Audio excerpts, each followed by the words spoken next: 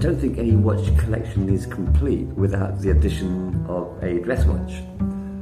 Although most dress watches don't appeal to everyone because they can seem quite, not sterile, but minimalist.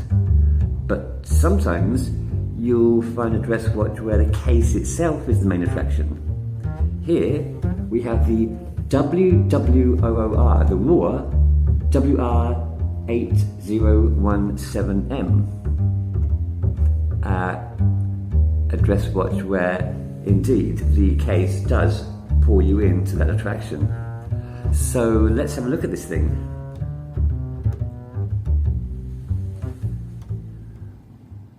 Good day to you all and welcome back to another BBW review. Today we have the Wwoor WR-8017M dress watch. Now, being a dress watch, this is going to be quite a short video as I go through the basic features and the dimensions first. Well, as you can see, you have a rectangular case which is concave, and it's a really nice design case. It's beveled at the edges here, and you have a really nice curve, as you can see on the side and on the bottom. The dimensions are 33 millimeters across with a 46 millimeter lug to lug. The lug width at the bracelet is 22 millimeters, and topping up with an 11.5 millimeter height where we reach that top of that bulge there. The crown itself is a standard push-pull. It's quite grippy. It's not too floppy. It's okay. Now moving on to the back very quickly. Standard sterile back with the brand name Wwoor and the model number and the quartz movement with stainless steel. So it's 30 meters water resistant with a pop-up case. So I think it's the case really what sells this watch. Although it does have a major defect which you may be able to see or not see, as the case may be. Let me show you. There. Now you can't see this so clearly, but on this black dial, it's actually textured with these lines of concentric circles meeting into the center. You can just about see it there with these lines here. What that does is, it's quite a distraction when you're searching for the hands to tell the time. So working around that, you have battens which are half loomed, battens all around which are half loomed, a small double batten at the 12 and at the 6. The loom, not so great, as you would expect from, this watch was actually $8. So take that into account. At the 12, just below the 12, you have it's quite a nice logo. It looks very regal. That's the applied Wwoor logo. And below that, you have also applied the Wwoor name. Above the 12, you have the word quartz, also applied in silver, and a date window with a metallic border, which is that is actually quite legible. Finishing off with the hands.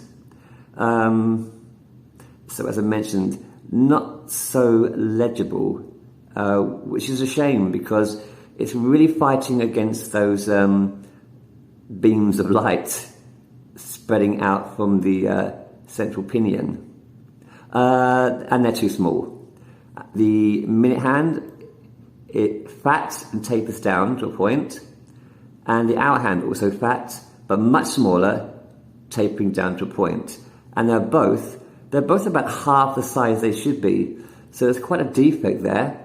You can't actually tell the time, but it would have looked much better if they were much bigger hands. Now, I'm not going to focus on the strap because this is an aftermarket strap, my standard straps which I always buy when I buy quartz watches. What you'll get, if you consider buying this, is a very standard black leather strap with two keepers, one fixed, one floating, a very basic buckle, and a floppy tang. It does the job, but not great. I much prefer these stainless steel straps, as is the one I've put on here. So let's have a look at this thing on the wrist. And there we have it. Now, as you can see, that light reflection is making it really difficult for my camera to focus on any kind of detail. But quick wrist roll.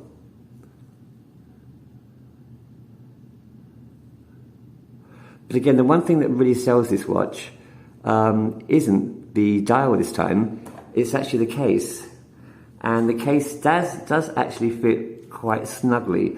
As you can see, there are very small, if insignificant, gaps under the lugs on both sides. It's a really, really nice case. And it does look quite chic. Of course, in the bright light, with the bright light above, it doesn't look so visible, but once you're in normal lighting, it does look much better than this. But it's almost impossible to video under those kind of lighting systems. So there you go. Now, if you were to ask me, would I recommend this watch? Yes and no. Apart from the caveat of that really bad reflection under bright lights, I wouldn't like to wear this too much, but under normal lighting, it's fine.